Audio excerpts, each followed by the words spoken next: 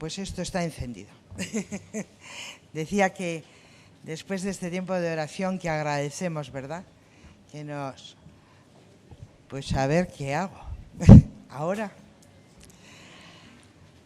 Digo que agradecemos el tiempo de oración que nos han preparado, que nos sitúa por dentro, que nos enlaza con lo que empezábamos en nuestra oración el primer día y que nos habla de una esperanza trabajada, menuda, en proceso, o que nos hace vivir en proceso. Nos alegra darle la bienvenida a Monseñor Rodríguez Carballo, a Fray José. Muchas y muchos lo conocemos. Fray José nos ha acompañado en otras ocasiones y le agradecemos el esfuerzo por venir.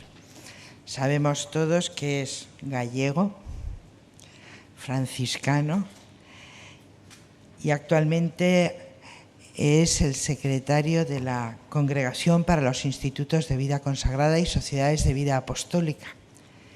Cuando pensábamos en pedirle su presencia en nuestra asamblea y en esta asamblea que tiene ese lema, ¿no? Sabed a la esperanza a la que habéis sido llamados, nos parecía que Fray José, desde su conocimiento de la vida consagrada, de la realidad eclesial, nos podía ayudar también a devolvernos signos, luces, señales de esperanza, de lo que percibe en la realidad.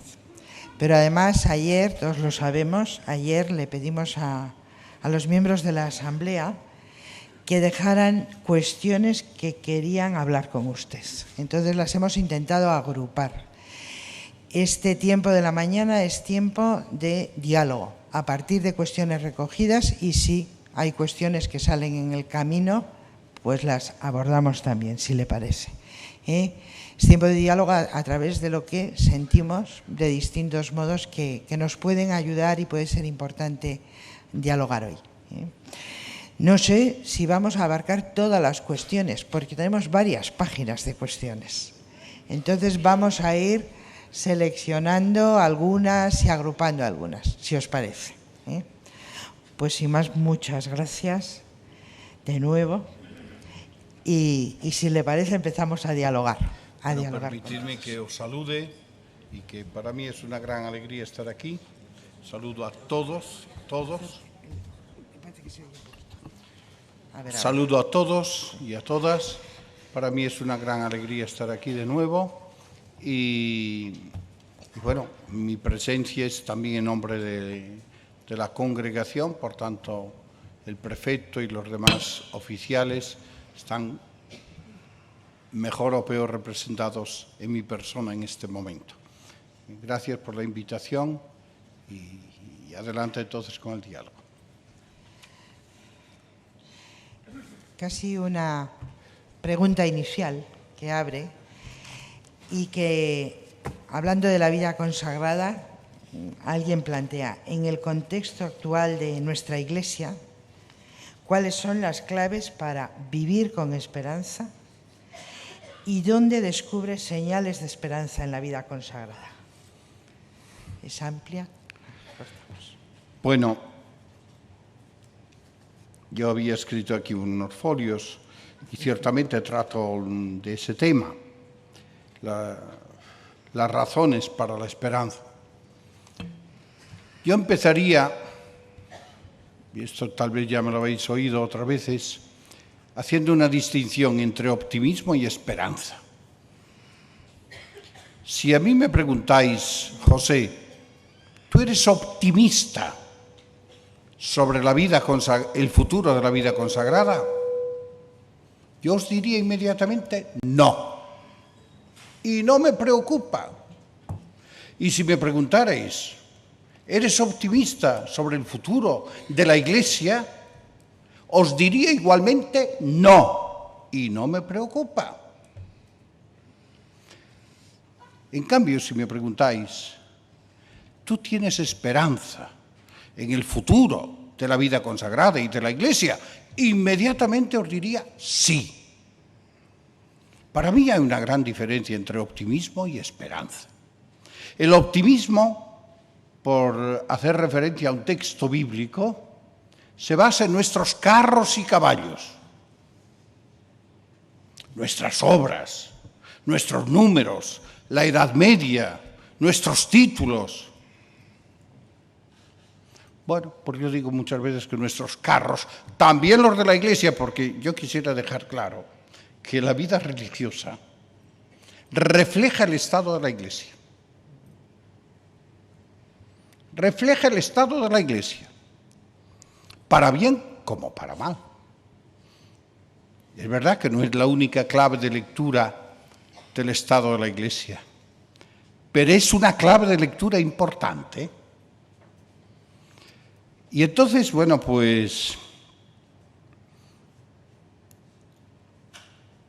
motivos para optimismo. Les saludo cordialmente a su eminencia. Gracias por estar aquí, Padre Aquilino. Digo muchas veces que nuestros carros tienen los ejes oxidados y caminan con dificultad, sobre todo cuando hay mucho lodo. Yo vengo de una aldea y sé lo que costaba entonces a los carros cargados, pues caminar, transitar por aquellas carreiras, como decimos allá en Galicia.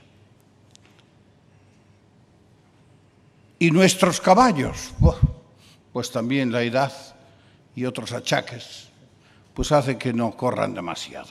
Optimismo. Yo no soy optimista sobre el futuro de la Iglesia ni de la vida consagrada, pero que yo sepa, y alguna vez leí la Biblia, pues esta no es una virtud cristiana, es una virtud humana. Y está bien. En cambio, la esperanza es lo que mide al discípulo de Jesús. Y un hombre, una mujer que no tenga esperanza, que no se diga discípulo de Jesús. Y la esperanza, contrariamente al optimismo, que, como decía, nace de nuestros carros y caballos, se basa en la fe, en aquel para el cual nada hay imposible, como dice Lucas.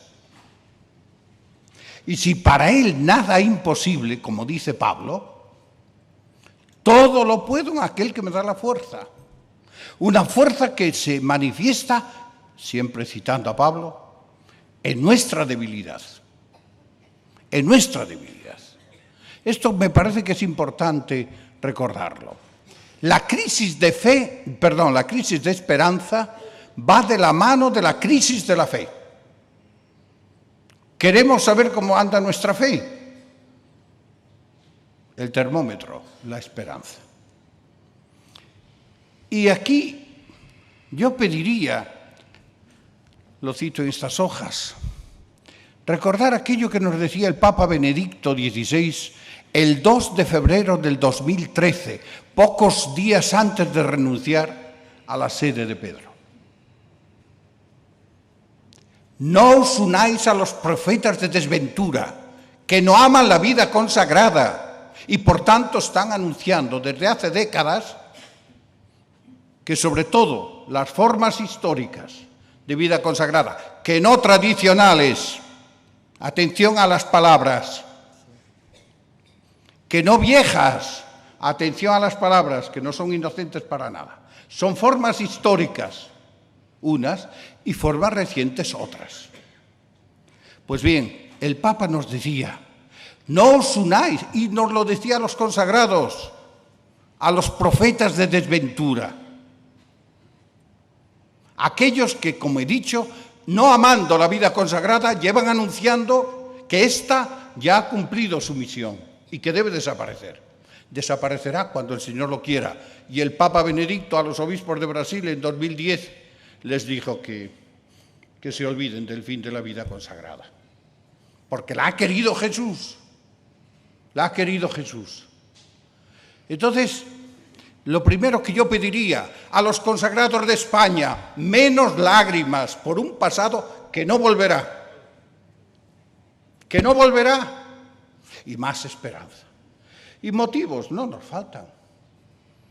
Yo estos días hojeaba un escrito del entonces sencillamente padre Bocos, hoy su eminencia, aquí lo cito en algunos momentos, a ver si encuentro el título exacto.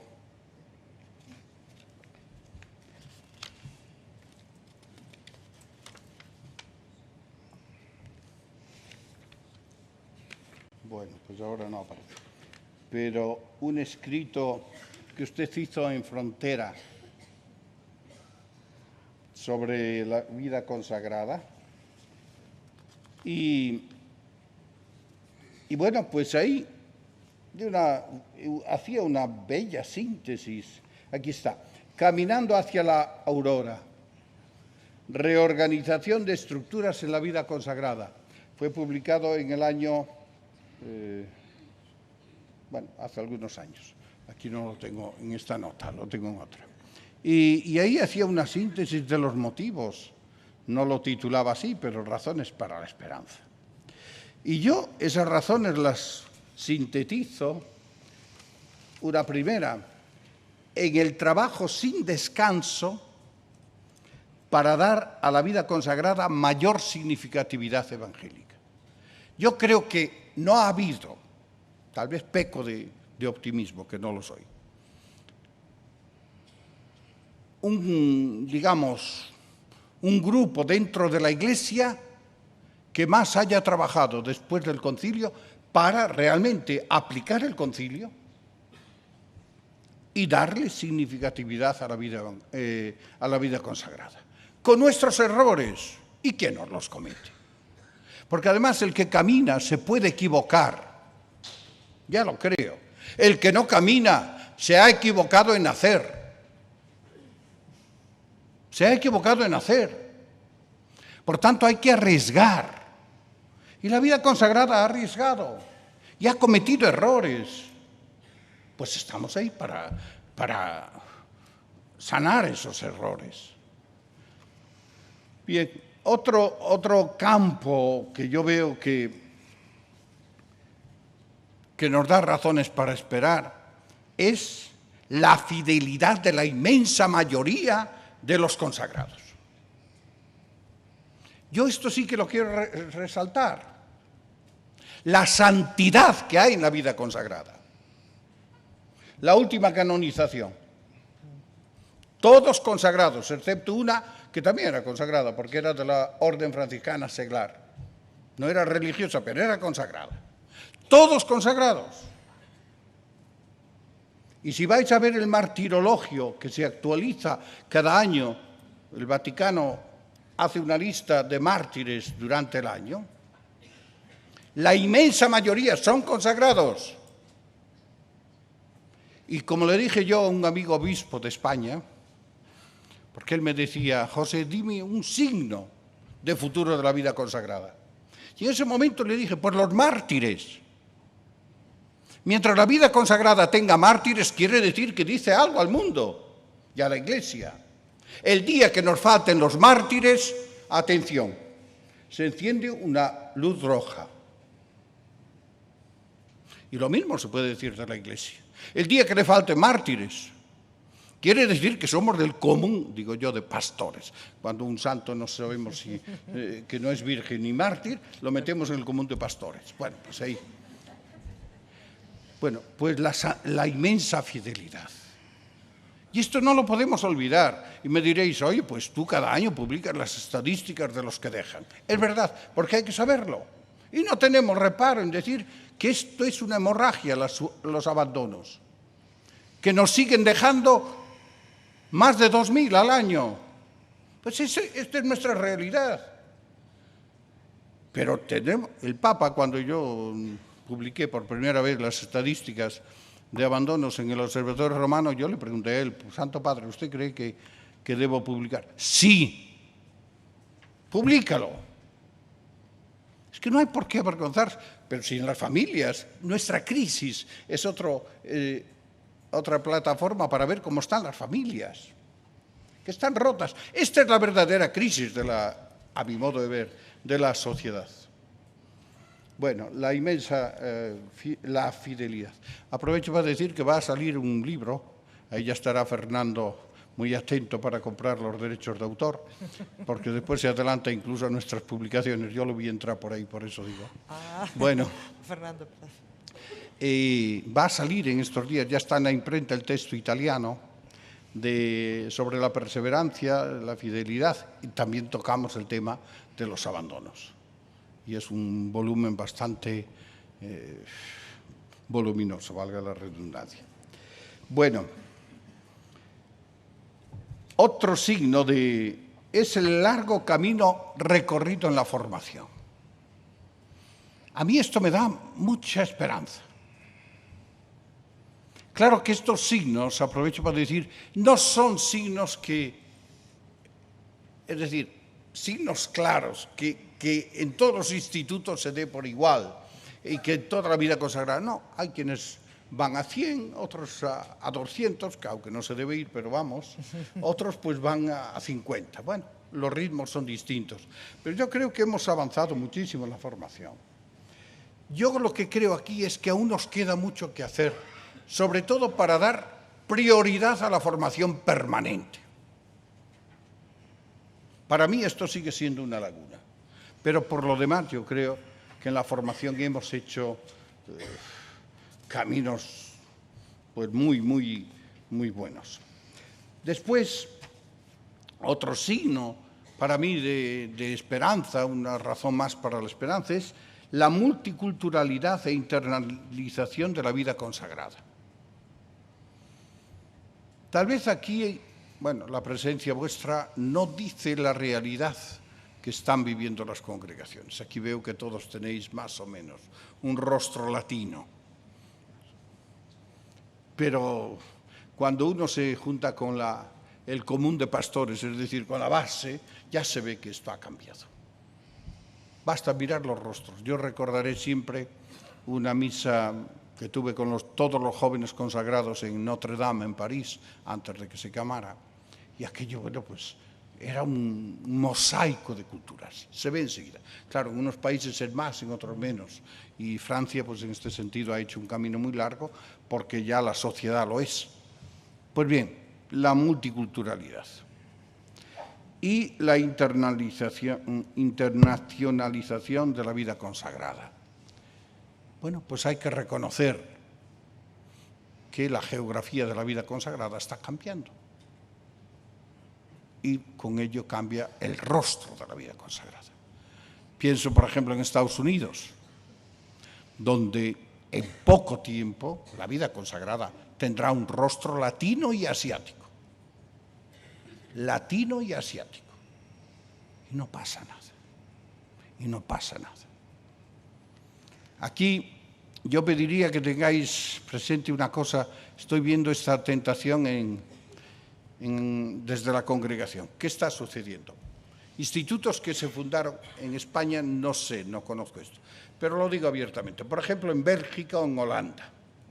Hasta ahora, siempre los generales, las generales y las provinciales, eran todos de Holanda o de Bélgica. Ahora, como nosotros, la vida religiosa es muy democrática, porque los capítulos mandan y los votos mandan, pues eligen un asiático o un africano. Como no queremos estar bajo otros que estuvieron bajo nosotros por décadas, ¿qué pasa? Ahora se pide la división del instituto. A unos para dejarlos morir en paz, porque futuro no tiene ninguno, y los otros que corran por su cuenta. Hombre, a mí esto me parece un antisigno de la vida consagrada. Y también está pasando otras cosas, perdonad, sobre todo en la parte femenina. Elegimos una general africana, pero la vicaria y la ecónoma son la anterior general, es decir, europea. Controla todo. Y cuando la congregación llama en algún caso, pero no, es que no podemos confiar. Entonces, ¿qué ha hecho usted, que ha sido general 20 años, si no preparó el futuro? O sea, atención a esto, pero la realidad, el signo de esperanza es la multiculturalidad e internalización. Después también veo aquí otro signo de esperanza, una vida consagrada alternativa y profética, intercongregacional e interinstitucional. A mí esto me parece muy importante. Y la CONFER, bueno, pues puede ser un buen laboratorio para ello. Después, otro signo de esperanza es el nacimiento de las familias carismáticas. Yo creo que este es un signo grande de esperanza, donde a los laicos también se le dan responsabilidades dentro de la organización incluso. Aunque aquí tendríamos que estar atentos. Los primeros responsables del carisma somos nosotros, no los laicos. Y os cuento una anécdota, yo creo que no es descubrir nada, ningún secreto pontificio, aunque tenga como sujeto al pontífice.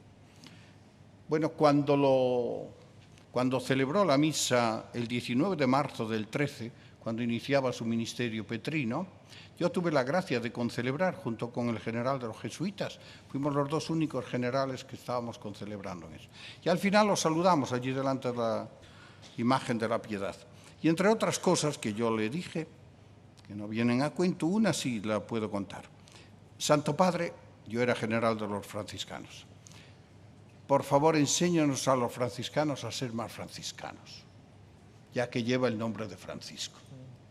Y él respondió inmediatamente, no es un general jesuita, perdón, un papa jesuita, que nunca profesó la regla de San Francisco, el que debe ayudar a los franciscanos a ser más franciscanos. Vosotros habéis profesado la regla, sois vosotros. Caso mai, en italiano, es decir, a lo más, sois los franciscanos los que tendréis que ayudar a un papa jesuita que lleva el nombre de Francisco a conocer y amar más a Francisco. Y yo creo que esto es aplicable a los laicos. Los responsables somos nosotros, hemos hecho la profesión. Entonces, colaboración toda, y no solo por necesidad, sino por dignidad, pero sabiendo que nosotros somos los primeros y que no podemos delegar fácilmente esta responsabilidad. Bueno, después otra cosa que aquí, bueno, añado que tenemos un poco de problemas con las nuevas formas, porque claro, no entran fácilmente no entran de hecho nada en el Código de Derecho Canónico y claro, ahí estamos viendo. Y ya os digo que la próxima plenaria de la congregación, que será en el 2020, en noviembre, ya están fijadas las fechas, bueno, pues trataremos el tema de las nuevas formas de vida consagrada, porque queremos darle también un marco jurídico. Pero porque ahí también entra de lleno la cuestión de la familia carismática. Otro signo, otra razón de esperanza, es la centralidad de la misión en la vida consagrada. Yo creo que hoy la misión, junto con la consagración y la vida fraterna en comunidad, son los tres elementos que no pueden faltar. Bueno, también otro signo, razón de esperanza, es que hemos pasado de una concepción piramidal de la comunidad a una comunidad de hermanos. Yo creo que hoy la fraternidad es un signo, una razón para mantener la esperanza. Pero aquí también quiero decir una cosa. Así como antes del concilio creo que el esquema fundamental era el piramidal, después tal vez hemos pasado al famoso laissez-faire, en muchos casos. Bueno, pues ahí está. Pero hoy, atentos a esto, estamos pasando de nuevo al estilo piramidal, Y hay mucho autoritarismo. Y perdonadme, de verdad, que lo digo de corazón, perdonadme si señalo, sobre todo entre las hermanas. Mucho autoritarismo. Y hay muchas denuncias por abuso de autoridad o de poder, muchas. Y sabéis que esto es una denuncia que hay que tener también presente. Que entre otras cosas porque generalmente, esta es mi convicción, pero compartida con otros, que los abusos sexuales son consecuencia muchas veces del abuso de poder. Así que todo esto va. Y yo creo aún hoy, con todo lo que hemos avanzado, que el servicio de la autoridad, yo no digo leadership, porque Evo Morales era leadership, Trump es leadership, todos los dictadores son líderes. Atención, nosotros tenemos un vocabulario muy evangélico. Yo sé que el padre Aquilino esto no me lo reprocha, porque él escribió un libro muy, muy bueno y no me pagó para que lo recomendara. Yo sé en el sentido que usted lo usa, pero yo tengo miedo a veces, porque los líderes muchas veces son, como decía Jesús, los que se sirven de los que están bajo su cuidado materno. Bien, yo sigo pensando que el servicio de la autoridad es uno de los que más necesita de ser evangelizado. Y nuestro esquema es el de la autoridad de Jesús, que lava los pies, el siervo. Este es nuestro icono y nuestro modelo. Bueno, nos ha dado un panorama de razones para la esperanza y algunas llamadas, ¿verdad? Y algunos puntos de atención, de observación. Vamos a ir entrando en bloques de temas, intento agrupar cosas de cuestiones que le quería plantear la Asamblea. Y una breve, pero que se plantea en 3 cuestiones, las voy a agrupar, hace relación al mutuas relaciones. Y le preguntan cuál es el estado del documento, cuándo nos llegará, qué aporta de novedad o cuáles son las claves importantes, ¿no? En qué supone una mejora respecto a lo anterior. Gracias por la pregunta también. Primero, por desgracia, el documento va muy lento, y lo digo abiertamente. Tal vez los que más insisten en el nuevo documento somos nosotros, los religiosos. Pero claro, aquí tenemos otra parte dialogante y tenemos que caminar juntos y a ser posible al mismo ritmo. Y ya sabéis, yo digo también una frase, que en Roma los tiempos son romanos, pero en el Vaticano son bíblicos. Entonces vamos despacio, no hay prisa. Lo que puedas hacer mañana no lo hagas hoy. Entonces, bueno, yo comprendo que hay mucho trabajo. No os podéis imaginar el trabajo de las congregaciones. Pero bueno, ahí estamos. Creo que hemos llegado a las vísperas del último borrador. Esto ya se pensaba que el año pasado estuviera el último borrador, pero después, cuando nos juntamos las comisiones, hay una comisión interdicasterial de obispos y de consagrados. Y que, por cierto, aquí hay que ser honestos. La mayor parte porque propusimos nosotros una parte de la comisión y otra los obispos. Y tengo que decir que las de los obispos prácticamente son todos religiosos. Así que si sale mal, la culpa la tenemos nosotros. Las cosas, solo hay un obispo diocesano, porque después hay otros 2 obispos y son religiosos. Así que, bueno, y nosotros hemos propuesto, también hay 3 mujeres en esa comisión, una teóloga, sobre todo en eclesiología, una jurista y la otra, pues creo que es pastoralista más bien. Bueno, ahí estamos. Quisiéramos, al final de este año civil, poder entregar al Santo Padre el borrador para que él haga la lectura y dé su ok. Fundamentalmente, el futuro documento tendrá ahora 2 partes. Nosotros antes pensábamos en 3, pero es lo mismo, 2 o 3, los contenidos son los mismos. Hay un contenido teológico, hay un contenido jurídico y hay un contenido pastoral. El más complicado, como siempre, es el pastoral, porque es ahí donde hay problemas. ¿En qué se basarán las nuevas mutuas relaciones? En 3 principios teológicos. La Iglesia comunión, o pueblo de Dios. El Papa es muy del pueblo de Dios.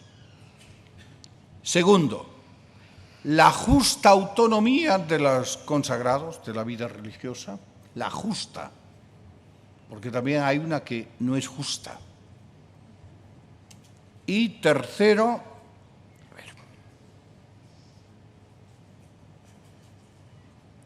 pues ahora me cogéis descalzo. Bueno, después me vendrá, pero hay 3 principios. La coesencialidad de los dones jerárquicos y de los dones carismáticos. Recordando, y aquí tenemos que recordarlo, que si bien la vida consagrada representa los dones carismáticos de una forma, digamos, más directa, la jerarquía también es don carismático, ¿eh? Esto no podemos olvidarlo. Bien, esos son los 3 principios teológicos en los que se basa. ¿Cuáles son? Lo jurídico prácticamente se repite el actual código, no tenemos otro punto de referencia, por tanto aquí ha sido un gran canonista que ha hecho el borrador y no creo que haya grandes cambios. Después en lo pastoral sí, aquí puede haber nuevas directrices. Yo creo que es el aspecto más importante y también es el más complicado. Novedad. Bueno, pues yo creo que hay una novedad importante. Hasta ahora las mutuas relaciones eran solo entre obispos y superiores mayores, sobre todo en la parte pastoral. Ahora van a comprender justamente las mujeres, las religiosas. ¿Por qué? Porque es de justicia. Por ejemplo, los colegios forman parte también de la dimensión pastoral de la vida consagrada y de la Iglesia. Por tanto, ahí entráis de lleno. Aquí supongo que también, yo no conozco tanto el mundo de la sanidad, las clínicas, pero en Italia esto es fortísima, la presencia de las religiosas en el mundo sanitario. E incluso ahora en la animación de las parroquias, donde no hay sacerdotes, pues muchas veces son las hermanas las que llevan la animación inmediata de la parroquia. Por tanto, ahí sí que vais a entrar de lleno las hermanas. Por eso también en la comisión hay 3 hermanas. Y esto me parece que puede ser la novedad más llamativa. Pero en la parte pastoral es donde nos jugamos un poquito el futuro de las mutuas relaciones. Cita entre los 3 principios la coesencialidad de dones. Y hay una pregunta a propósito de esto. ¿Cómo entender la expresión coesencialidad asimétrica? ¿Qué ha llegado? Caramba, aquí la matemática. Yo más bien me quedo en la coesencialidad. Porque se ha afirmado en algún... Hombre, en la Iglesia está claro que hay dones jerárquicos y dones carismáticos. Y que unos no pueden prescindir de los otros, ni los carismáticos de la jerarquía, ni la jerarquía de los carismas. Por tanto, yo creo que tenemos que caminar juntos, cada uno aportando su dimensión específica. La jerarquía, pues aunque es también carisma, don, pero como jerarquía. Y nosotros, pues fundamentalmente, como carismas. Y esto creo que enriquece, y esto creo que ayuda a la colaboración estrecha. Y aquí aprovecho, pues, hombre, ahora que nos tenemos que deshacer de tantas obras, porque hay que deshacerse. Yo mañana, precisamente, en la reunión de centros católicos, donde estaré presente unas horas, pues me han invitado un poco por eso. Estamos teniendo bastantes problemas con los colegios. Y en España, colegios de religiosos y religiosas hay para dar y tomar. Bueno, pues aquí hay un diálogo con los ordinarios del lugar. Porque si no, se van a aprovechar de nosotros. Tenedlo en cuenta, porque nosotros no estamos preparados también. Entonces, para saber de quién nos fiamos, ojo, Y aquí tenemos que caminar juntos. Y por supuesto que hay que crecer en coesencialidad, tanto por un lado como por otro. Hombre, a mí me preocupa que a lo mejor un obispo dice primero blanco y después negro, y vuelve al blanco y vuelve al negro. Entonces, a la final, pues no sabemos qué piensa el obispo. Pero también los consagrados a veces vamos al que más dé, y entonces estamos haciendo business y dinero. Mirad, estamos mal. Pero al final no es nuestro problema. No es nuestro problema. Y aquí tenemos que... Son bienes eclesiásticos. Y no podemos hacer todo hoteles o otras. Entonces ahí es donde yo creo que también esto se juega bastante. Nosotros, para dar permisos, y atención, los permisos de la Santa Sede no son simplemente así, hay que darlo porque hay que darlo. No, nosotros en estos casos examinamos muy a fondo, porque además se nos pide que antes de dar un permiso consultemos. Por encima de nosotros hay otras instituciones que hay que consultar. Por ejemplo, para las clínicas, esto es solo en Italia. Por ahora, no podemos dar permiso para vender una clínica sin que la Pontificia Comisión para la Sanidad, nombrada ex professo ad hoc por la Secretaría de Estado, por supuesto con el consentimiento del Papa, nos dé el permiso. Ya no depende de nosotros solos. Y esto a mí me gusta y a mí me salva mucho, porque antes de dar un permiso, bueno, pues estamos respaldados. Pero vosotros, cuando pedís un permiso, tenéis que esperar el sí o el no. No es una simple práctica que hay que llevar adelante, porque esto nos pone a veces en situaciones para nada cómodas. Y terminamos a lo mejor dando permisos de los cuales tenemos más dudas que certezas. Pero ahí es un campo donde hay que mejorar unos y otros. Citaba la presencia de 3 mujeres en la comisión y hay una serie de preguntas en torno a la mujer en la Iglesia, como algo que sigue siendo causa de debate, de reflexión, de preocupación, ¿no? Entonces, le formulo juntas algunas de las cuestiones. ¿Cómo se vive este tema desde la CISBA? ¿Como problema, como necesidad, como urgencia? ¿Y qué se está haciendo para potenciar la responsabilidad y corresponsabilidad o el papel de las mujeres en la Iglesia? ¿Y cuál es la incidencia de la vida consagrada femenina?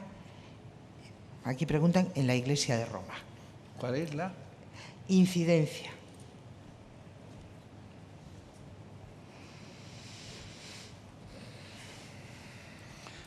Si sería posible. Bueno, yo creo que no es un problema. Tampoco es una necesidad, sino que es lo normal.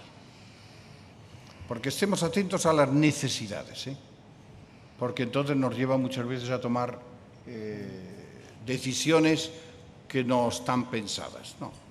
Yo veo que la mujer, sobre todo en la vida consagrada, tiene que ocupar un lugar importantísimo a nivel de reflexión y a nivel de decisiones. En este sentido, os puedo asegurar que entre la CISBA y la Unión de Superioras Generales hay una estrechísima relación. Estrechísima. Por ejemplo, qué sé yo, hace 3 semanas más o menos,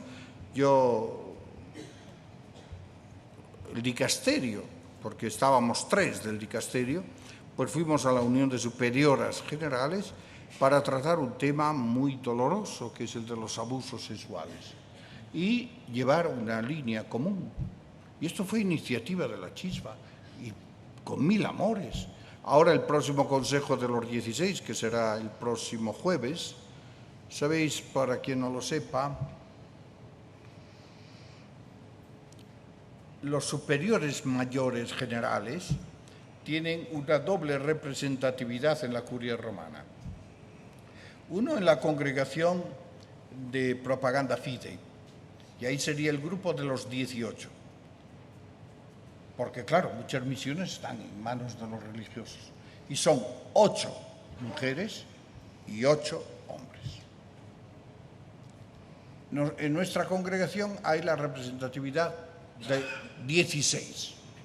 Se llama el Consejo de los 16. Son mitad hombres, mitad mujeres. Y entonces el próximo Consejo de los 16 tratará el tema de los abusos sexuales. Porque ahora a nosotros nos llegan pocos relativamente, y gracias a Dios, porque la gran mayoría de casos van a terminar en la Congregación para la Fe, cuando se trata de religiosos presbíteros. Esa no es nuestra competencia, gracias a Dios se la dejamos al cardenal Adaria, que como no tiene que trabajo, pues le damos un poquito más. Pero ahora empiezan a llegar muchísimos de religiosas, por supuesto también de hermanos religiosos, no clérigos, pero ahora nos está preocupando mucho el tema de las religiosas. Y de hecho nuestra congregación ha hecho una comisión externa de ayuda, donde también hay 2 religiosas para tratar este tema, que está, vuelvo a repetir, pero es que me interesa mucho este concepto, muy unido, muy vinculado al abuso de poder, Ahora mismo tenemos un instituto comisariado porque, bueno, parece que es bastante generalizado un instituto femenino, pequeño, pero ahí está. Y entonces nosotros colaboramos muchísimo con la UISG. Debo decir que tal vez la UISG tiene más relación formal o informal que la USG con nosotros.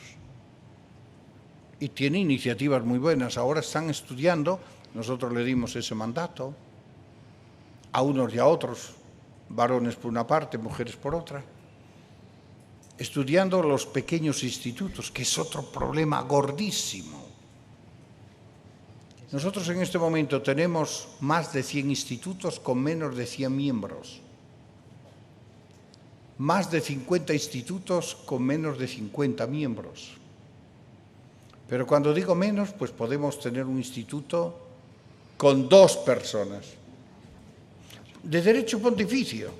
Pero como no se informa, porque esa es otra cosa, a veces no venimos a saberlo, pues, por otros terceros, o porque hay un problemón, y entonces tenemos, ahora mismo estamos ahí con un instituto que lo queremos fusionar urgentemente, porque son 5 en teoría, pero son 2 en realidad. Y lo mismo pasa a veces con los varones. Por un problema que hubo en ese instituto, pues aparentemente son 12, ya para ser de derecho pontificio decimos vosotros cómo vamos, pero el problema no es ya las estadísticas, porque las estadísticas hoy no se engañan. Sí, 12. 4 en la cárcel, cuestión de abusos. No sabemos cómo se resolverá. 4 más 6 son 10. 6 en enfermería o en casa para el clero, ya de anciano. Queda el general y el secretario. Claro, ahora está comisariado, por supuesto va a ser suprimido, pero no podemos suprimirlo porque si mañana hay que resarcir, hay que indemnizar a las víctimas, si lo hemos suprimido, ¿quién se encarga? Entonces, bueno, pues estamos trabajando mucho en conjunto con la UISG. Después deciros también que nosotros hemos hecho todo lo posible, y el Papa totalmente de acuerdo, para que 6 mujeres, 6 superiores generales, sean miembros de derecho y de hecho de la plenaria de la congregación. Hasta ahora fueron invitadas, porque nosotros, con el permiso del Santo Padre, invitábamos a 6, pero no formaban parte. En cambio, formaban parte 6 superiores generales. Desde ahora en adelante ya han sido nombradas, yo ahora no me acuerdo quiénes son, pero hay 6 de derecho, igual que los obispos o cardenales, allí tienen su voz y tienen su voto en la plenaria. Otra cosa que también intentamos nosotros es aumentar el número de religiosas en la congregación. Desde que yo entré, no porque lo hiciera yo, pero es que yo antes no tengo referencia, bueno, pues hemos aumentado considerablemente el número de mujeres. Tengo que deciros que el Santo Padre siempre nos pide, bueno, pues aumentad. Tenemos una pequeña dificultad. Nosotros, por ejemplo, ahora estamos buscando juristas, porque es lo que más necesitamos en este momento, porque hemos metido teólogos, teólogas, pero en este momento necesitamos juristas de lengua inglesa, por ejemplo, porque nos estamos quedando a cero, o de lengua alemana, porque nos estamos... Lenguas madres, no es que hablen solo la lengua. Bueno, pues yo llamo a muchas puertas y se me cierran, y se me cierran. Entonces aquí, bueno, pues habría que intentar también formarse en esos campos que hasta ahora casi eran exclusivos para hombres, por ejemplo, el derecho. Pues no, nosotros nos gustaría con 1000 amores tener también juristas, mujeres. Y otra cosa que hacemos nosotros ahora con mucha... Y esto sí que tal vez es nuevo. Cuando nombramos un comisario o una comisaria para monasterios o para institutos femeninos, siempre, siempre, siempre nombramos una mujer. A veces la mujer nos pide que vaya acompañada de un hombre jurista y entonces nombramos como vice. Pero la responsabilidad principal la tiene la mujer, porque yo estoy convencido, y esto es normal, que yo nunca entraré plenamente en la psicología de una mujer, como una mujer tampoco entrará plenamente en mi psicología. Entonces, bueno, pues estamos avanzando, estamos avanzando. Ahora el Papa, veis, ha nombrado recentísimamente, la semana pasada, me parece, 4, ¿cómo se llaman?, consultoras para el pontificado, ahora es dicasterio, o va a serlo, de la cultura, 4. Ha nombrado ya prefectos laicos. Y entonces, bueno, pues está... Yo creo que la reforma de la curia va a traer mucho más aire femenino del que todavía hay, pero ya... Y es lógico, sobre todo en la vida consagrada. Vosotras debéis ser el 75-78% de la vida consagrada, si no más. Entonces, bueno, pues es lógico. Nosotros fuimos el primer dicasterio, y esto no es mérito mío, por tanto no estoy... pero que tuvo una mujer, una religiosa, sotosecretario. Y bueno, pues, estamos contentísimos de que sea así. En este momento es una española, Sor Carmen Ros, Sor Carmen Ros, no me recuerdo del instituto, porque claro, de la Consolación, de la Consolación. Estamos buscando mujeres que puedan integrarse. Ahora irá en pensión una y queremos que venga. Si alguna provincial tiene una, que sea buena, santa y todo lo demás. Las otras las tenéis en casa.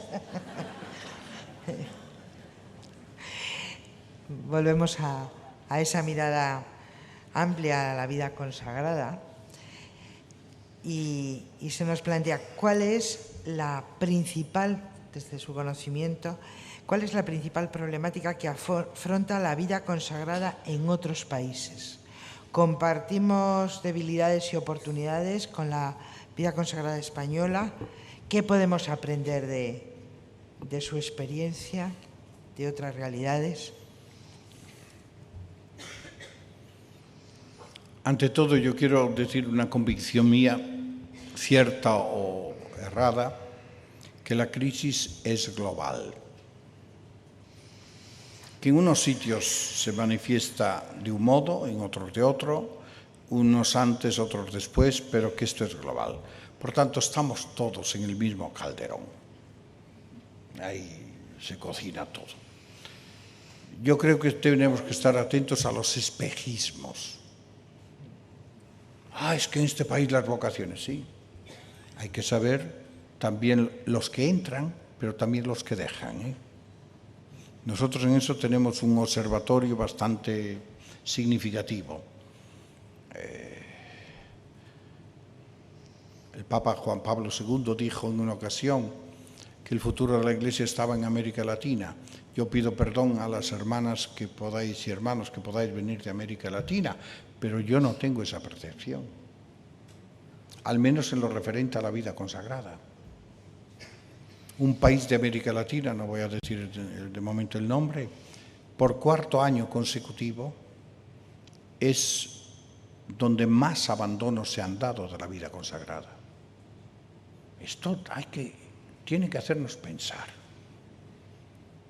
La crisis es fuerte. Si me preguntáis, incluso salgo un poco de la pregunta, ¿dónde veo yo el futuro? Numérico, no de calidad. Yo ahí no entro, que solo el Señor sabe. Yo digo siempre Asia. Y digo estos países, es mi convicción, acertada o no. Por el momento. Vietnam. Yo he estado bastantes veces en Vietnam y allí hay una vida religiosa, pero muy visible, fuerte y joven. Yo tuve una reunión de religiosas y religiosos allí en la capital, ¿cómo se llama? No importa.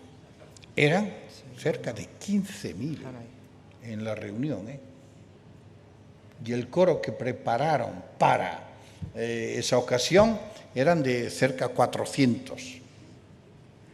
Y se sabe además porque era un día entero, eran los jardines del arzobispado y entonces para comer tenían que pagar. Entonces se repartieron, eran 14.900 bocadillos, pagándolos. Por tanto, esos eran seguros, ahí no había... Y después tuve en una diócesis, no me acuerdo ahora los nombres, pero donde eran más de 4.000. Es decir que ahí tenemos un problema que casi todas son de derecho diocesano, porque el gobierno no permite grandes institutos y comunidades, a no ser los históricos, los que estuvimos allí antes del comunismo. Entonces ahí hay un problemilla, sobre todo con las religiosas, sobre todo las dominicas, que son muchísimas allí. Bien, dicho esto, Vietnam, Corea, naturalmente del sur. Tercero, a mi modo de ver, y siempre pienso en proporciones a la población católica y eso, Indonesia. Cuarto, Filipinas. Y aunque os extrañe, dejo para el quinto India. India, numéricamente hoy es muy fuerte aún, pero está conociendo un bajón importante. Porque cada cultura tiene sus pros y sus contras. Bueno, en India, como en África, en otro sentido, es muy fuerte las castas. En África las tribus. Y ahí, bueno, pues esto crea algún problemillo con relación a la vida consagrada. Bueno, entonces, para mí, a nivel numérico, el futuro está en Asia. Numérico. Por ahora, porque ya vemos India como está bajando. Incluso Filipinas ya no es el paraíso vocacional que pensábamos que era. Entonces, dicho esto, que la crisis es global, yo creo que participamos más o menos de las mismas problemáticas.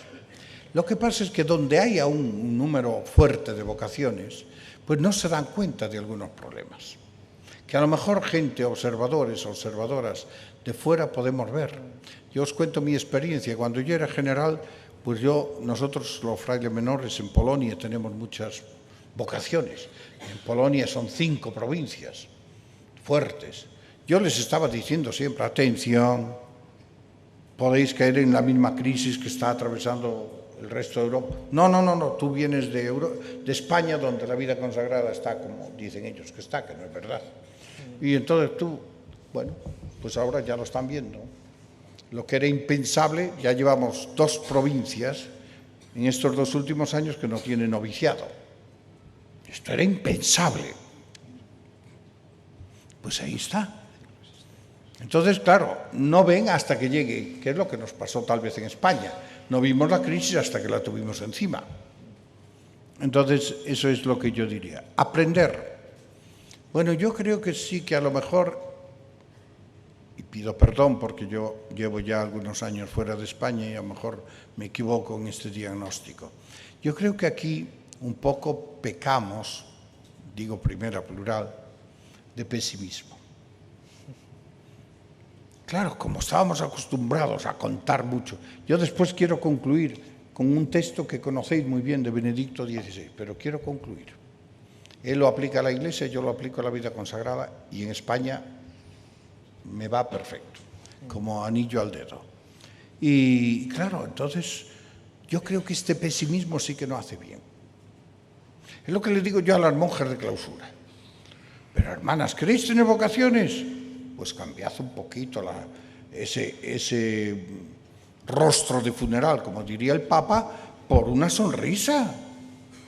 Porque van a los tornos, ay, es que no tenemos vocaciones, ay, es que, hombre, pues seguid con vuestro ay, a ver si así atraéis moscas una vez que estéis muertas o muertos. O sea que esto no puede ser. Hay que, bueno, pues nosotros tenemos que enfrentarnos a esta realidad de la reducción.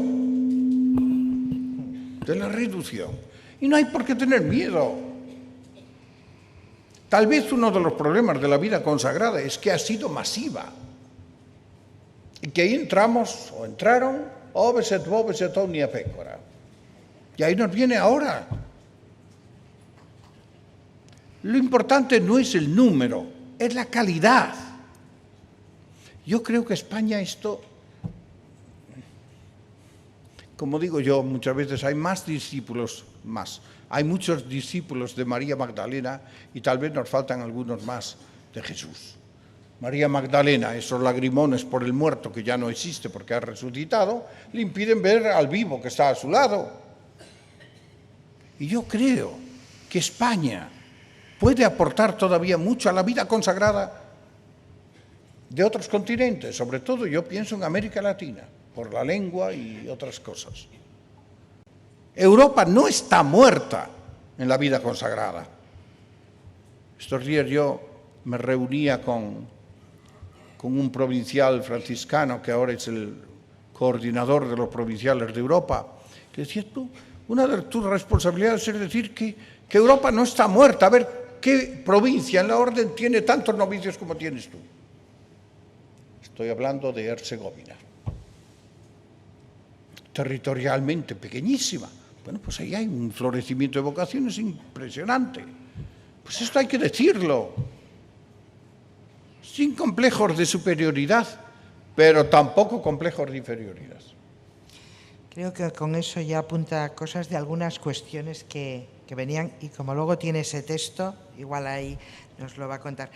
Pero podría concretar un poco más qué es lo que podemos aportar, eso que dice, España podría aportar mucho a otras realidades, a la vida consagrada de otros contextos. ¿Por dónde intuye que va esa aportación?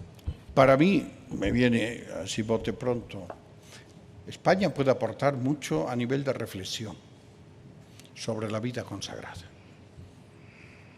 Y yo aquí pues creo que hay instituciones que pueden aportar mucho. Yo no le resto ningún mérito, si lo puedo decir, eminencia, a mi amigo el padre Bocos, pero su nombramiento como cardenal nos está diciendo mucho a la vida consagrada en España. Como él dijo, pecando de humildad, creo que dijo más o menos, yo sé que mi nombramiento es un poco, no eran estas las palabras, pero por la vida consagrada, ¿no? Y Yo así lo veo. Y yo creo que podéis aportar mucho a nivel de reflexión. Sí dejamos de llorar y de lamentarnos. Para lamentaciones las de Jeremías y ya sobran. Ahí. Después, claro, la reflexión va unida de la mano de la reorganización y de la innovación. Este es un término que también le roba al padre Bocos. La innovación de estructuras. Yo creo que esto, porque podemos señalar caminos que seguirán en otros continentes, si ya los tienen que estar siguiendo, pero bueno, a lo mejor no los siguen, pero esto está llevando a una vida consagrada muy fragmentada. Y también, ¿por qué no? Yo creo que hay una cierta sabiduría que viene también de la ancianidad. También de la ancianidad. Muchos carismas han nacido en España. Yo apunto eso en estas páginas. Bueno, pues yo creo que España, Italia pueden aportar mucho, como está aportando Francia. Sobre todo ellos van más hacia África, por las colonias y todo eso. Pero Francia está haciendo una reflexión muy buena, a mi modo de ver, sobre la vida consagrada.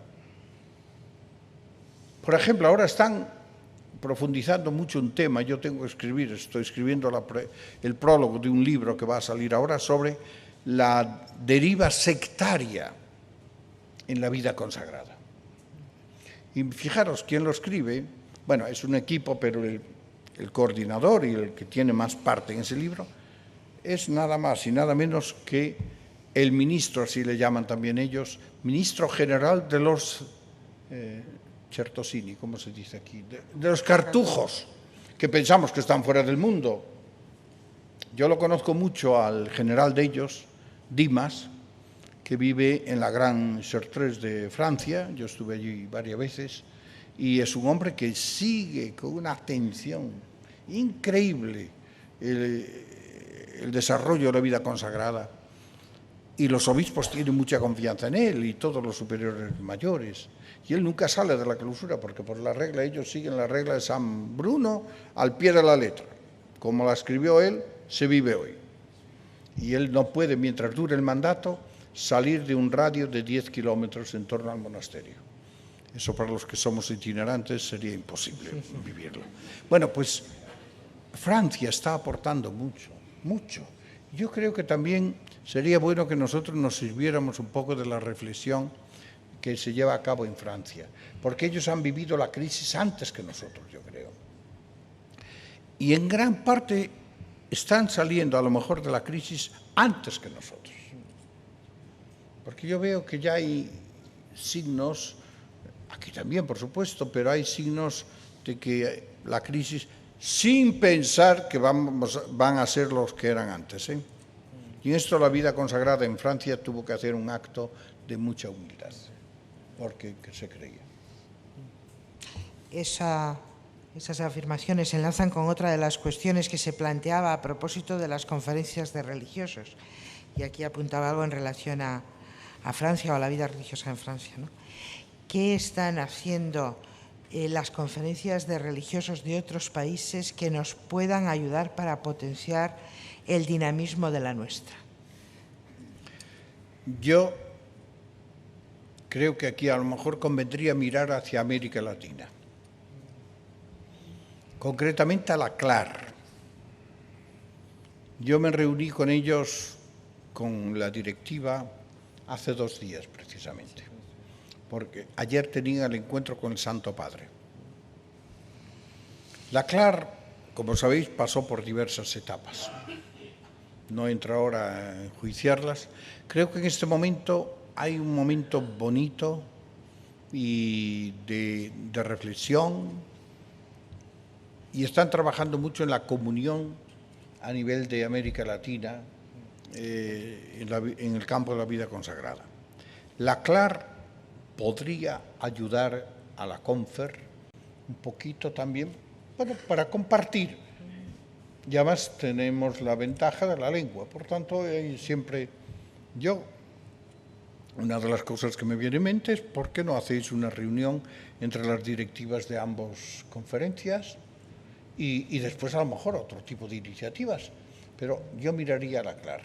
Porque, por ejemplo, la conferencia de religiosos de Polonia, donde, entre otras cosas, hay 3 conferencias. Religiosos, religiosas y contemplativas. Tienen una conferencia con su presidente y todo eso, que a mí me extrañó cuando supe, porque uno piensa en Polonia que las cosas, bueno, atención, pero es otro mundo. Bueno, algo se podrá aprender. Pienso, por ejemplo, en la conferencia de religiosos, qué sé yo, siempre Europa. La de Francia yo también intentaría contactos, por lo que he dicho antes, aunque aquí hay también la diferencia de lengua, pero eso hoy es superable. Una conferencia que funciona, pero completamente distinto, porque es un mundo muy distinto. Es la conferencia de religiosos de la ex-Yugoslavia. Pero yo ahí, pues, son mundos tan distintos que yo no sabría. Otra conferencia, pero yo también creo que es otro mundo totalmente distinto, es América del Norte, donde ahí tenemos un problema que incluso para nosotros es un problema bastante triste. En años precedentes, hará unos 15 años a lo mejor, había conferencia masculina y conferencia femenina. La conferencia femenina se dividió en 2, por usar una expresión que dice y no dice, unas que usan la mano derecha y otros que usan la mano izquierda. En el año de la vida consagrada hemos hecho lo imposible para que se unieran. No ha sido posible. Siguen ahí. Para mí es cuestión ideológica. Y como dice el Papa, y a mí me llamó la atención que el Papa, viniendo de donde viene, pues que diga eso, pero en ese librito, en esa entrevista a nuestro hermano Fernando, pues La fuerza de la vocación, dice que uno de los peligros más graves que ve en la vida consagrada es la ideología, de un signo y de otro.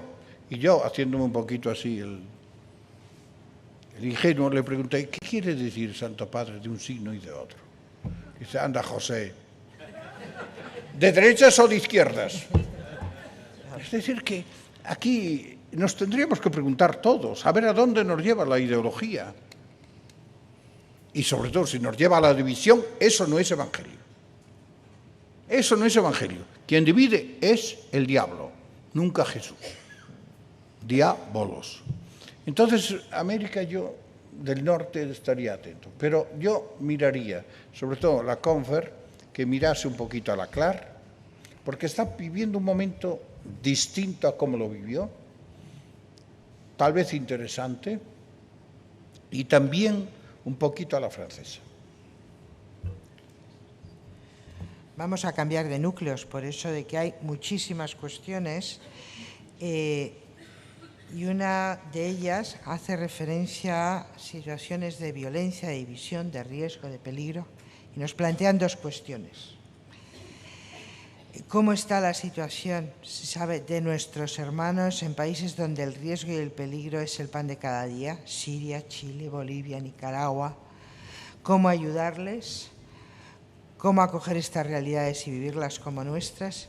Y una segunda cuestión. Ante nuestra sociedad, España, marcada por el dolor y la violencia, si bien en la formulación, en algunos lugares bajo la tensión, nosotros como religiosos, ¿qué podemos hacer? ¿Podemos hacer algo en común? Me da pie lo que bueno, ante todo ahora. hay que decir que yo sigo pensando que la vida consagrada es puntera y humanamente admirable, aunque hagamos lo que tenemos que hacer, por tanto, siervos inútiles, pero hay que decirlo. en presencias de frontera. Yo, por mi cargo anterior, por mi responsabilidad anterior como general, he visitado mucho el mundo y en los lugares donde nadie quiere ir, allí están los religiosos. Sobre todo vosotras, las mujeres. Yo recordaré mi última visita como general, después he ido, pero ya en otros, en India, en el nordeste, me parece que es. Allí no había clero ninguno, incluso los obispos religiosos. ¿Quiénes estaban? Pues las religiosas y alguna comunidad masculina, para también asegurarles, bueno, la vida cristiana a nivel de sacramentos, tanto a los fieles como a los religiosos o religiosas. A mí me admiró mucho la presencia de religiosas y religiosos en India, en zonas pobrísimas. ¿Cómo está la vida consagrada? Por tanto, en esto yo creo que la vida consagrada está cumpliendo bastante bien, bastante bien. Yo espero que el replegamiento no nos lleve a acomodarnos, pero en ese campo estamos relativamente bien. Donde ya tal vez nos falta, porque el Papa cuando habló a los superiores generales en el 14, en noviembre del 14, yo estaba presente, habló de id a las periferias existenciales y de pensamiento, y eso parece que lo hemos metido ahí, en paréntesis. Y yo creo que la vida consagrada no puede renunciar a ser, pues, fábrica de pensamiento, de cultura. Si no, pues comeremos lo que nos den ya más que masticado. Yo ahí es donde veo un gran déficit, y lo veo en la Iglesia. ¿Y sabéis por qué? Porque yo creo que la formación intelectual está decayendo, pero a niveles alarmantes. Yo conozco bastante los seminarios diocesanos, bastante los seminarios o casas de formación de religiosos. Bueno, yo fui profesor en alguna clase donde tenía 2 alumnos. Pues eso no es para aliciente para nada, ni para el profesor, ni para los alumnos. Pero como cada diócesis quiere conservar su centro de estudio, bueno, pues ahí va. O cada instituto religioso. Esto así no puede funcionar, no puede. Y estamos cayendo, incluso dicen que las universidades pontificias pues ha decaído mucho el nivel. Yo me intereso mucho del bíblico porque yo estudié allí, ¿no?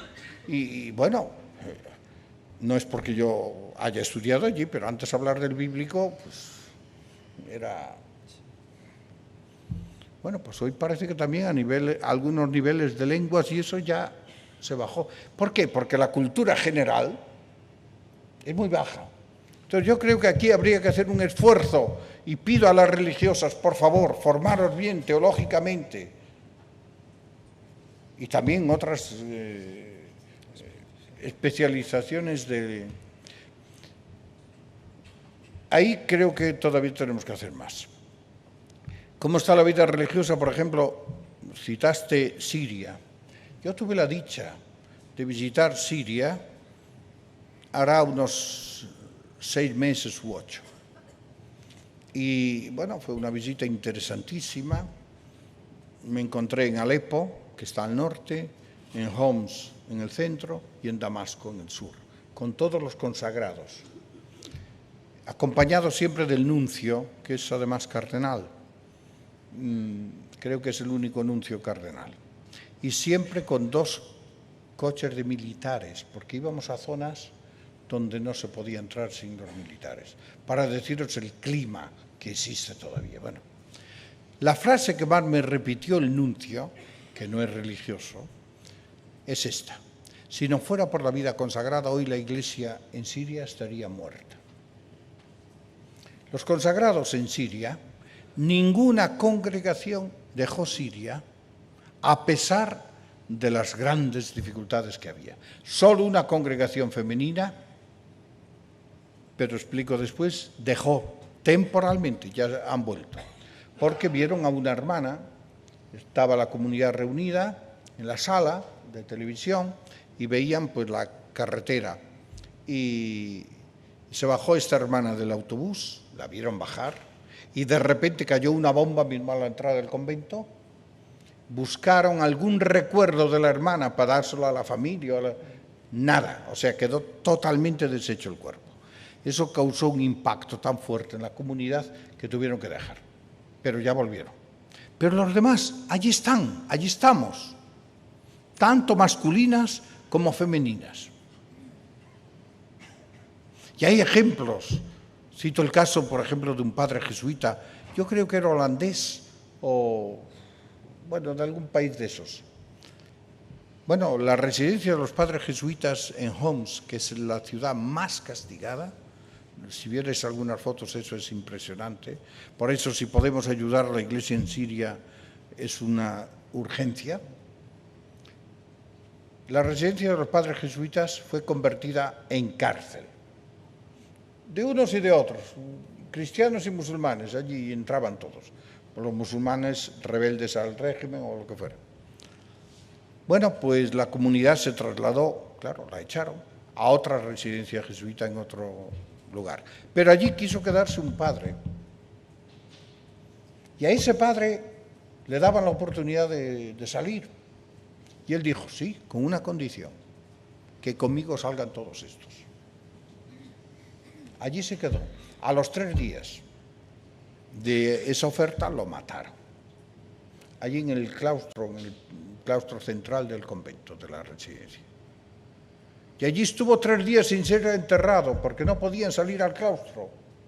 Hasta que una cristiana, movida a compasión por ver ya el cadáver como estaba, fue a la sacristía, fijaros, valiente. Las mujeres sois más valientes que los hombres, esto hay que decirlo. Y cogió un alba y una estola, se la vistió como pudo, sabe Dios, y lo enterró pues a flor de tierra, porque no pudo cavar. Bueno, allí está el padre enterrado, ahora ya le hicieron pues justamente una sepultura digna.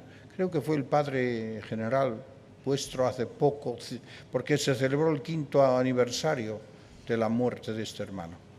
Y allí está, para deciros ejemplos de...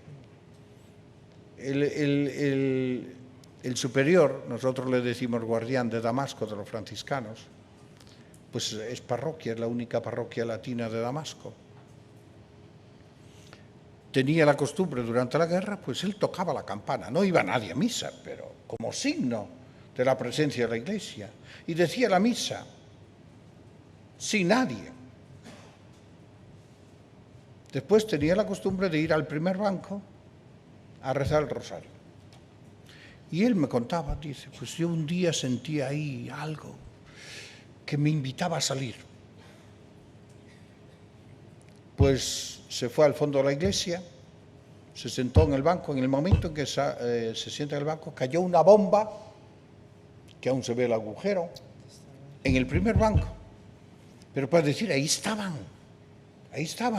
Hay 2 frailes, digo frailes porque somos los más presentes en Siria, porque llevamos allí desde hace siglos, y somos los que tenemos las parroquias latinas, todas las parroquias latinas. Pues están en la parte ocupada por los fundamentalistas islámicos. Le escribieron una carta al Papa que yo traje en mano y le decían, Santo Padre, no sabemos cuánto tiempo estaremos aquí, pero aquí estamos. Si nos matan, aquí estamos para dar testimonio de la caridad de Cristo. Porque fijaros, en un pueblo era todo cristiano. En este momento, bautizado queda el párroco, el fraile. Pero son gestos, me contaba que un día salía a llevar comida a los musulmanes, que son los únicos que hay. Se le acercó un muftaj. Él pensó mal, pues traía bajo las vestiduras no sé cuánto pan, y le dice, para ti, para que lo des a mis hermanos musulmanes. Ahí están, los salesianos llevan una actividad maravillosa con los jóvenes. Ahí están las religiosas. Vosotras hacéis maravillas en Siria. porque en el mundo islámico las religiosas pueden hacer mucho más que los hombres, porque a vosotras no os ven como proselitistas. Además enseñáis a la mujer a coser cosas muy normales que aquí no serían necesarias, pero allí son. Pues las mujeres estáis allí dando un testimonio increíble. Y la iglesia, el nuncio, allí la iglesia tiene 3 clínicas, todas regidas por religiosas, y una en cada ciudad. Y estaban cerradas ya. Bueno, pues gracias a Dios, con los donativos que le llegan de todas partes, puso en pie de nuevo las clínicas y allí estáis las religiosas. He visitado la comunidad de las hermanas de Madre Teresa de Calcuta. Pues estas se dedicaban a ir por las zonas bombardeadas recogiendo aún a los seres vivos. Y allí vi 2 o 3 mujeres con las piernas cortadas, pues porque le cayó encima un muro, y allí están, en Damasco, están en lo peorcito que os podéis imaginar de la ciudad.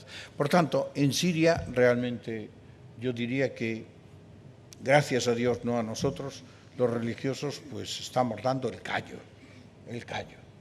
En Chile, bueno, pues ahí estamos. El problema de Chile es otro, que en este momento pues estamos todos bajo sospecha, por la cuestión de los abusos sexuales.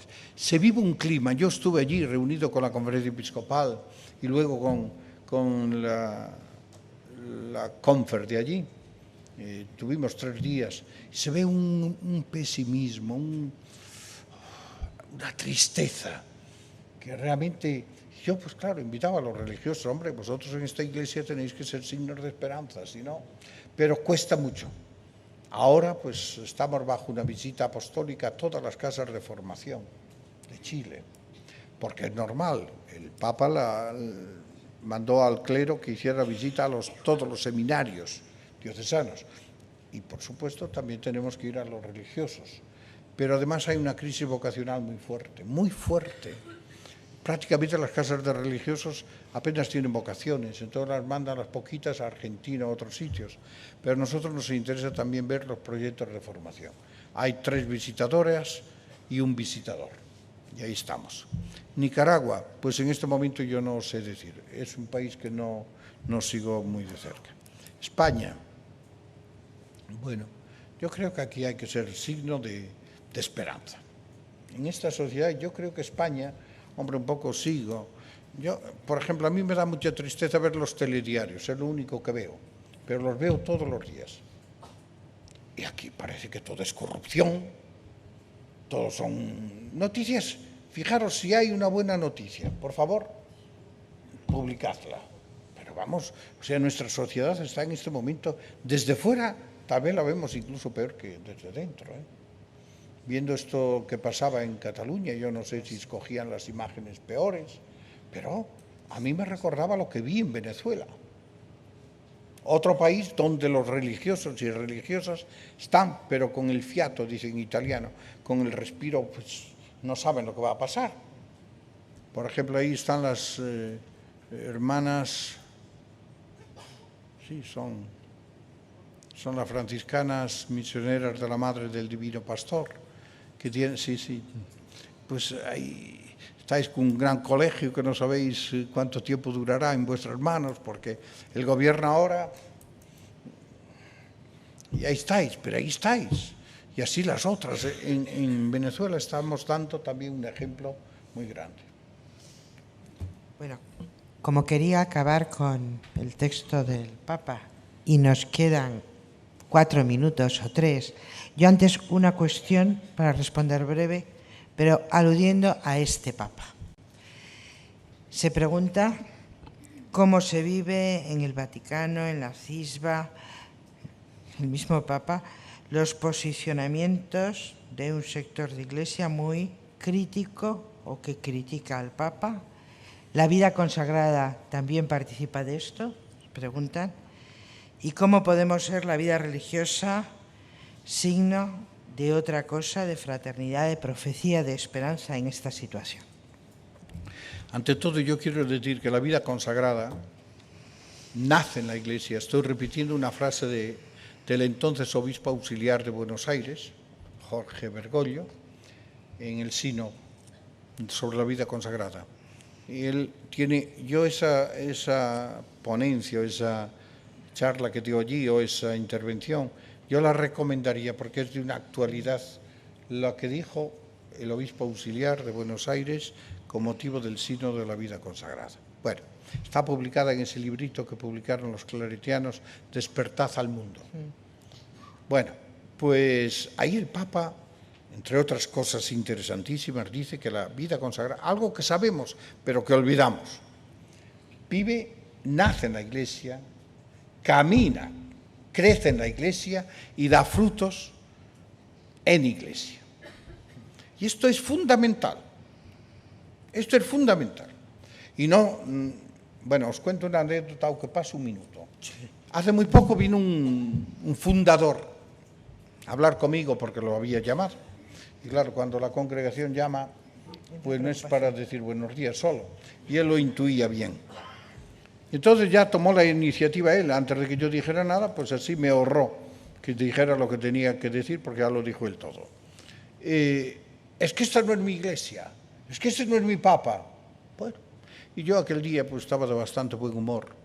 Y entonces le dije, pues mire padre, era un sacerdote, es fundador religioso.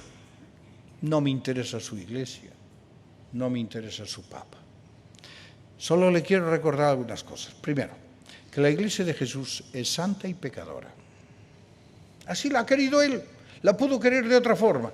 Mire, usted probablemente en su instituto nunca hubiera aceptado a Pedro, porque fue un traidor, negó a Cristo, a Jesús. Nunca lo hubiera nombrado papa. Pues mire, ahí está. Jesús lo hizo. Y nunca lo hubiera canonizado. Y mire usted, hoy es columna de la Iglesia en comunión con los demás apóstoles. Y después, bueno, que este no sea su papa. Bueno, pues no me interesa mayormente. Solo le quiero recordar que ayer Pedro se llamaba Benedicto. Anteayer se llamaba Juan Pablo II. Mañana se podrá llamar Antonio, José, Pedro, como sea. Hoy Pedro es Francisco y no hay otro. ¿Entonces quiere decir que estoy fuera de la Iglesia? Naturalmente. Naturalmente. Si esta no es su Iglesia, este no es su Papa, pues hágame un decreto. No se crea tan importante. No, la Iglesia tiene otras muchas cosas que hacer un decreto. Va contra la ecología, yo tomándole ya el pelo. Y segundo, mire, o sea que yo estoy fuera de la Iglesia. Pues sí, usted mismo me lo ha dicho. Entonces me voy. Pues sí, mire, ya no tenemos nada más que hablar. Para decir que hay mucho de esto. Yo quiero decir que en nuestra congregación podrá haber diferencia de, a lo mejor, un punto o dos a favor, pero hay comunión plenísima. Uso el superlativo con el Papa. Plenísima. Y esto lo sabe el Santo Padre. Y nosotros esto lo dejamos claro en cualquier momento necesario. Fijaros que incluso nuestros documentos, que no necesitan la aprobación directa del Papa, algunos, otros sí, nosotros siempre decimos aprobado por el Santo Padre en la audiencia tal. Para manifestar la comunión plena, que no haya dos magisterios. Porque la vida consagrada tiene una dicha en este momento que a lo mejor no sabemos aprovechar. Pedro, mejor, el sucesor de Pedro, nos habla como sucesor de Pedro, la primera frase de la carta del 14 a todos los consagrados, pero nos habla también como consagrado. Por tanto, vamos a tardar mucho tiempo en tener otro consagrado, ya lo verán. Bueno, no lo veremos porque lo veremos desde arriba, que hay un mirador precioso. Y entonces tendríamos que aprovechar esto. Él conoce la vida religiosa. Y naturalmente, hay mucha oposición, claro. y la hay también a los que justamente piensan que estamos nosotros en plena comunión con Él. Hay algún blog, bueno, que se ve que se quiere divertir, pues ahí está. Hace poco, para no nombrar ningún blog de España, que a ver los haylos, y yo, como hice promesa de no entrar en eso, yo lo considero pecado mortal, entre comillas, es lo de mortal, no me interesa. Pero mi secretario de vez en cuando entra, es más curioso que yo, y me dice, oye, José, mira lo que dicen aquí. Entonces, de vez en cuando me enseña. Bueno, pero hay un blog en Italia de uno que se define vaticanista. Hace poco escribió un libro virtual, porque no está impreso, pero parece que se puede encontrar por ahí. Yo vi una reseña, porque me la mandaron. El título es El exterminio de los monasterios de clausura. Y para que haya exterminio tiene que haber exterminadores. Está claro. Primer exterminador, Jorge Bergoglio, ni le llaman papa. Es Jorge Bergoglio. Porque siendo jesuita, perdone padre, no conoce la vida contemplativa y por tanto no la ama. Lo cual es falso. Falso. Conoce muy bien la vida contemplativa, sobre todo algunas órdenes. Y ha trabajado mucho por la vida contemplativa.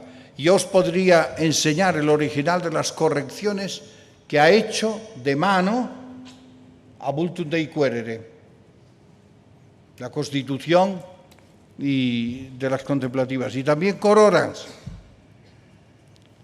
segundo exterminador. Joao Bras de Avís, que siendo cura diocesano, ni conoce ni ama. Bueno, fijaros que las tesis son, vamos, aplastantes, indiscutibles. Tercer exterminador, como decía un fraile muy amigo mío, dítelo voy, es decir, decidlo vosotros. Pues José Rodríguez Carballo, que aunque la conoce, porque es franciscano, no la ama. Muy bien, él lo dice, pues adelante. Yo no pierdo tiempo en esas... Pero para decir, como aquí también parece que nos llevamos las manos a la cabeza porque cierran monasterios. Pero si se van a cerrar más, a ver, las familias, ¿para qué valores educan? El problema está en la sociedad. Y aquí teníamos una superpoblación de vida monástica. La diócesis de Toledo, por poner una bien cerca ahí, me decía don Braulio cuando estuve por allá por Corpus, tiene 40 o tenía 42 monasterios. ¿Pero dónde se vio? Zamora, con perdón de los zamoranos, que es una ciudad bien pequeña, pues tiene 3 monasterios, casi se dan la mano, de clarisas. Salamanca, que tampoco es que sea tan grande, tenía hasta ahora cerraron uno, 5 monasterios de clarisas, la ciudad. Pero la provincia tiene 14 monasterios de clarisas y Zamora tiene 12. Eso para decir, es que nosotros estamos pensando en otras categorías. Por tanto, volviendo al Papa, comunión plena, plena.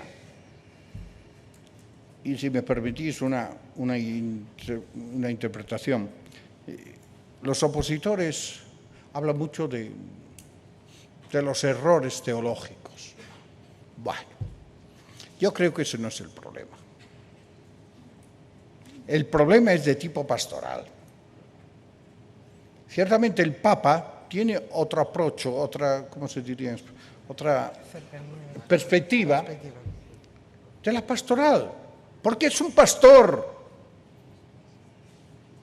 Y ahí está el problema. No en el teológico, aunque ahora... Ayer me llegaba un WhatsApp de un miembro de la congregación, pues 100 intelectuales firmaron, no sé qué. Bueno. El problema es pastoral. Y miren, un detalle muy sencillo. Una de las intervenciones que hizo el Papa, debió ser en el 2º año de pontificado, ha sido que el título de Monseñor se reserva a los obispos y a sacerdotes ya con una cierta edad, que han demostrado pues, que han servido a la Iglesia, que la están sirviendo, etc. Claro, eso sienta muy mal en ciertos ámbitos, porque lucir el fajín rojo, eso hace mucho, ¿eh? Pero es que es verdad, es que parece que íbamos al Vaticano solo para tener el título de monseñor o la ardiócesis. Pero eso no es evangélico. Y claro, bueno, pues él lo dijo y eso sentó, claro. Y otras cositas por ahí. Entonces el tema es el pastoral. Es como cuando se habla de la cuestión de los homosexuales o de los divorciados, etcétera, etcétera. Bueno, pues son aprochos, son acercamientos muy distintos que tenemos que tener en cuenta. Pero sepan que la congregación está en plenísima comunión con el Santo Padre y Él con nosotros. Tenemos una relación muy directa, muy familiar. Él cuando tiene que llamar, llama directamente, no se sirve ni de los secretarios. Suele llamar, si llama, pues a un horario antes de empezar las audiencias. Él nos manda las cartas que tiene que mandar, los documentos. O sea que la relación es buenísima, gracias a Dios. Después en la vida consagrada hay de todo, como la viña del Señor. Pues yo supongo que habrá gente que este Papa no lo... Un día me decía él, hablando de un instituto, dice, esto seguro que hacen vigilias enteras para que me muera cuanto antes. Y volver a las andadas. Porque claro, él también actúa. Porque hay algún instituto que como con nosotros no está cómodo, bueno, también es razonable. Porque a lo mejor intentamos apretar las tuercas en algunas direcciones y bueno, han querido pasarse a Ecclesia Dei. Ecclesia Dei, para quien no sepa más o menos, era una comisión que creó el Papa Benedicto para atraer un poco a los lefebrianos. Por tanto, ya os da idea de lo que puede ser Ecclesia Dei. Que ahora suprimió el Papa Francisco, pero entonces las competencias por ahora pasaron a la doctrina de la fe, hasta que haya renovación de la curia. Y el Papa en esto es muy... Le dijo al entonces presidente de esta comisión, no, este instituto continúa bajo la vigilancia de la congregación. Entonces ahí se cortaron muchos éxodos que estaban preparando. Pero aquí tenemos, y perdona que me alargue un poquito, pero como información. Ahora, ¿qué está pasando? Claro, yo pienso en institutos y no quiero dar muchos detalles para no... Pero supongamos los franciscanos, no porque tiene que ser un fundador reciente. Bueno, un instituto viene comisariado. Por supuesto, esto no se acepta. ¿Qué hacen? Masivamente dejan el instituto pidiendo la dispensa de votos y nosotros se la damos. No se preocupen. Quien no quiere estar, que no esté. Y fundan una asociación reconocida por algún obispo. Y esto está siendo escandaloso. Escandaloso. Porque, bueno, se está metiendo ahí cada bomba de relojería que el día que exploten va a ser tremendo. Y nosotros, ingenuos, hemos pedido cambiar un canon del derecho canónico por tercera vez. Es decir, según el canon, no sé cuántos, es el obispo diocesano el que tiene que elegir una sociedad o una asociación in itinere, etc. Bueno, nosotros hemos pedido dos cosas. Que antes de elegirlo tiene que pedir información a nosotros para la validez. Y segundo, debe estar a lo que le digamos. Bueno, primero nos negaron la primera vez todo. El canon siguió como estaba. La segunda vez nos dieron un caramelo para contentarnos. Que tienen que pedir información, pero después el obispo es libre de hacer lo que quiera. Nosotros podemos decir, esta servilleta es blanca, si el obispo dice es negra, y lo hacen. Han erigido asociaciones con 3 miembros. Los 3 expulsados, por ejemplo, yo los conozco además, porque fueron expulsados siendo yo general, de nuestro noviciado, por cosas muy graves. Bueno, pues han sido erigidas. Uno con familia y el obispo, para evitar escándalo, lo manda a ordenarse a la parte opuesta del país, pero hoy está donde tiene el hijo. O sea, yo a veces esto no lo puedo comprender. Gracias a Dios no son todos así, pero pasa. Total, que la tercera vez nos dijeron que por el momento quedaba suspendida así, que basta esto. Ahora lo vamos a presentar de nuevo, porque la plenaria de la congregación, por unanimidad, donde hay obispos, cardenales, etc., pidió que se representase la cosa, porque así esto no puede ser. Es una coladera. En una diócesis, un obispo comisariado reconoció a 32 nuevas formas de vida, comunidades, 32, alguna incluso poniendo la fecha antes. O sea que todo eso es. Bueno, pues vino el sucesor, ya suprimió 7, en 2 meses que lleva, y ahora está haciendo el proceso de limpieza. En la parroquia de Medjugorje, que todos hemos oído hablar de Medjugorje, yo estuve el fin de semana pasado, invitado, porque ahí el Papa nombró un obispo visitador apostólico para la pastoral. Un religioso, muy bien, estamos muy contentos con el papel que está haciendo y él me pidió de ir allí para hablarle a las nuevas comunidades. Pues Medjugorje, que como parroquia tiene 6.000 habitantes, pero claro, es una parroquia que recibe al año 3 millones de personas. Pues en este momento hemos descubierto que hay 22 comunidades, cada una. Llegaron allí del cielo y allí están sin ser aprobadas por el obispo, nada. Entonces, esto es un poquito, nacen, la reconoce un obispo en Italia, o en España o en Alemania, pero después van por ahí y después juzgamos. Hay algún instituto bastante fuerte que, por ejemplo, ha sido fundado en un país.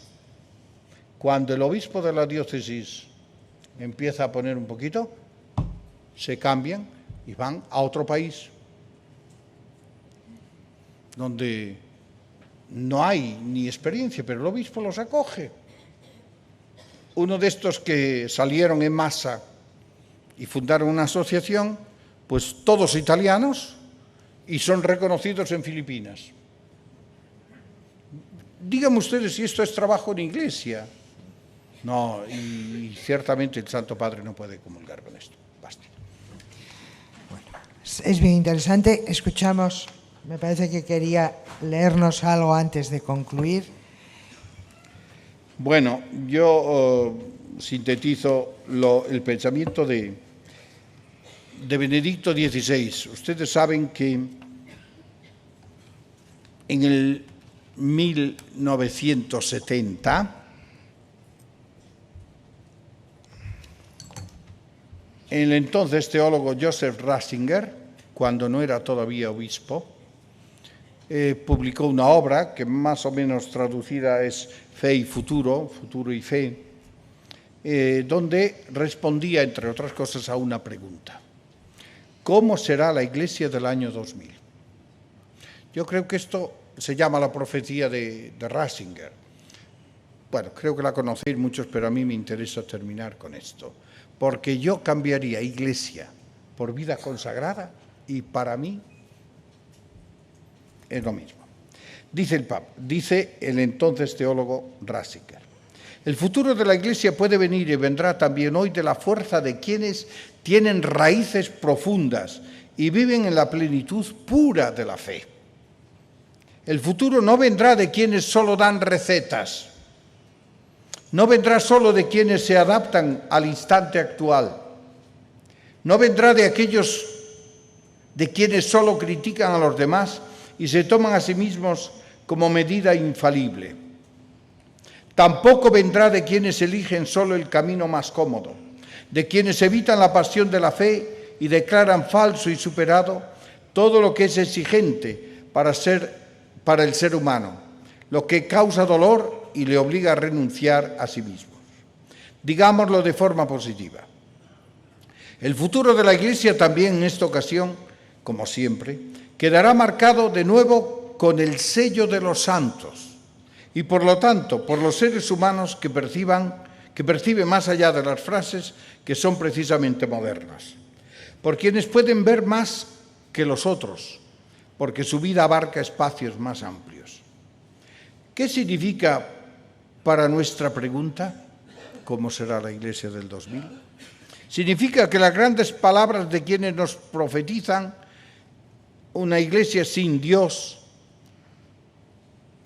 y sin fe son palabras vanas. No necesitamos una Iglesia que celebre el culto de la acción en oraciones políticas.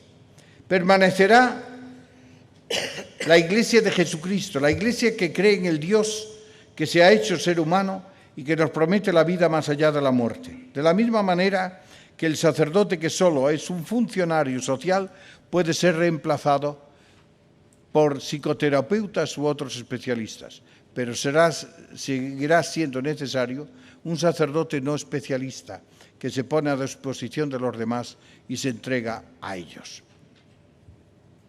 También en esta ocasión, de la crisis de hoy, y esto es lo que me interesa subrayar más, refiriéndolo en mi caso a la vida consagrada, él habla de la Iglesia. También en esta ocasión de la crisis de hoy surgirá mañana una Iglesia que habrá perdido mucho. Se hará pequeña. En esa homilía del 2 de febrero de 2013, el Papa nos invita, y creo que no lo hicieron en discurso los franciscanos, a entrar todos en la lógica de la minoridad. Se hará más pequeña, seremos menos, esto no cabe duda. Tendrá que empezar todo desde el principio.